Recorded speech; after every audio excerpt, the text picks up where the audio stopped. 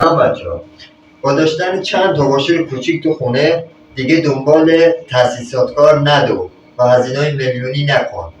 باید چند تا واشر کوچیک تهیه کنه تو خونه داشته باش. یکی واشرهای یک دوم بچه‌ها و بعدش هم واشرهای یه خودی ساز از یک دوم کوچیک‌تر، واشرهای 3-8 تا. بیا تا مورد مصرفشون رو بهتون بگم. واشرهای یک دوم بچه‌ها بیشتر برای شیرای روکار استفاده میشه بچه‌ها. با یه فرانسه، برای اینجا با یه فرانسه این دوتا مهره شیر رو باز میکنیم و واشر رو عوض میکنیم. و اما واشرهای سرشان واشرهایی که یه خود سایز کوچیک‌تره و مورد مصرفش بیشتره تو خونه.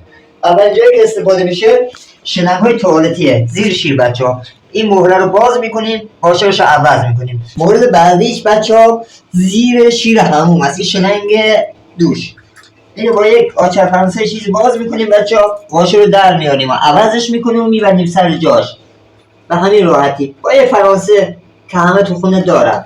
و مورد مصرف بعدیش این سر دوشای تلفنیه بچه‌ها. خیلی راحت این باز میشه، واشر داخلش تعویض میشه و بسته میشه. با دستم میشه این کارو کنی.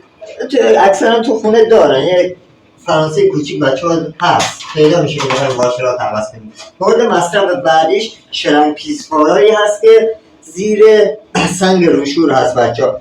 شلنگ پیسوارایی که پایین شلنگ بهش بسته شده. به همین راحتی میتونیم واشرها رو عوض کنی، دنبال تاسیسات کار نداری و هزینه میلیونی هم نکنید. لایک و کامنت هم یادتون نره. ممنون.